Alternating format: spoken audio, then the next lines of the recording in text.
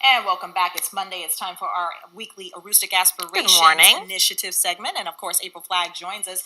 April, it's hard to believe, but it's time for our seniors, our Aroostook seniors, to get cracking on scholarship applications. So many have due dates coming right up.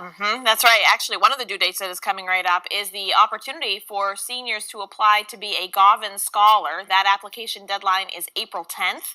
You just have to go online and you'll be able to join some of the amazing kids that we have right now in the Govan Scholar program.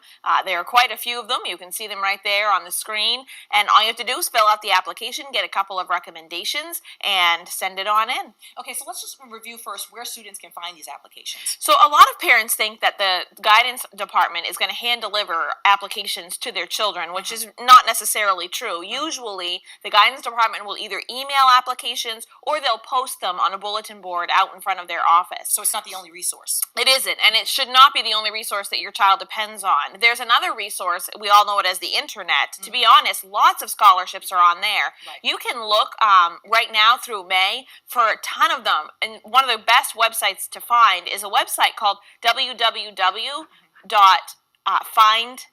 I believe. Wait, www.fastweb.com. It has like a screening test that you go through, you check in boxes, and then it matches you with the scholarships that you match best with. So doing a really intensive internet search for Yes, very various types of intensive. scholarships. Very. Any other information? The website has a whole battery of questions and things to find. Any other things that students need to kind of look on as far as doing that internet search? One of the things that I really think is important for students is to really make sure they read applications. A lot of students see a scholarship application and think, well, I'm just going to apply anyway.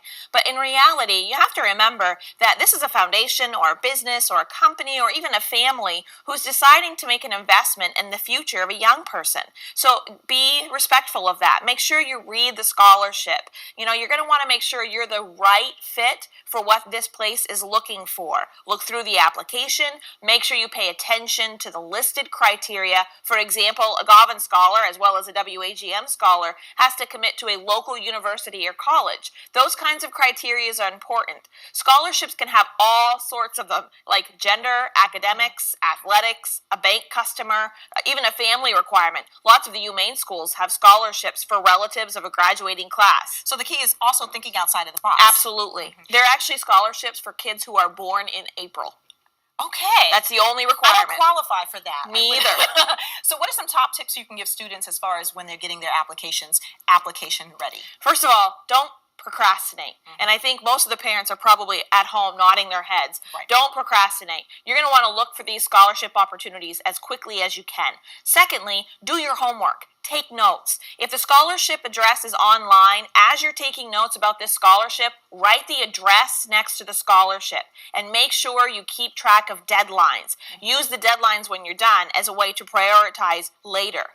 Then the last thing I would say to you is be precise. Yes, these national states, they are very competitive. Hundreds of applications.